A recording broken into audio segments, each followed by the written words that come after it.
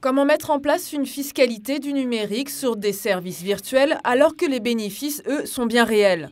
10 économistes se sont penchés sur la question à la demande des équipes de France Stratégie.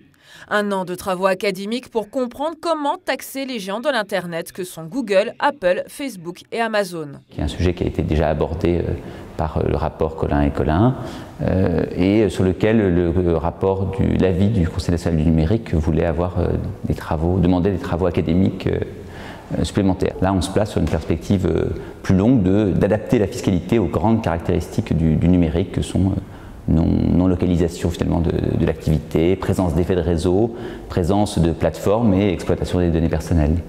Pour ces économistes, il faut mettre en place une taxe sur la valeur des revenus publicitaires ou bien sur le nombre d'utilisateurs. Mais pour mettre en place cette fiscalité, il faut des outils de mesure statistique. On pense que ce serait très important de pouvoir associer, de pouvoir comprendre quel est le revenu publicitaire associé pour Google, par exemple, au marché français. On voudrait aussi mieux comprendre dans les plateformes de commerce électronique quelle est la part qu'on peut associer aux ventes en France.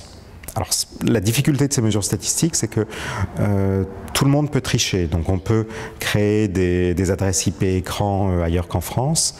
Et donc, en plus de l'outil statistique, il va falloir mettre en place des moyens de vérification pour être sûr de bien appréhender ce qui se passe sur chacun des territoires. Autre piste évoquée, des taux d'imposition plus élevés pour les entreprises qui exploitent, stockent et revendent les données personnelles. Une manière de protéger les internautes, mais aussi de lutter contre l'optimisation fiscale. En effet, même si les géants du net proposent leurs services en France, elles sont domiciliées soit en Irlande, soit au Luxembourg, des pays avantageux fiscalement. C'est la conclusion principale de ce rapport qui m'a été remis.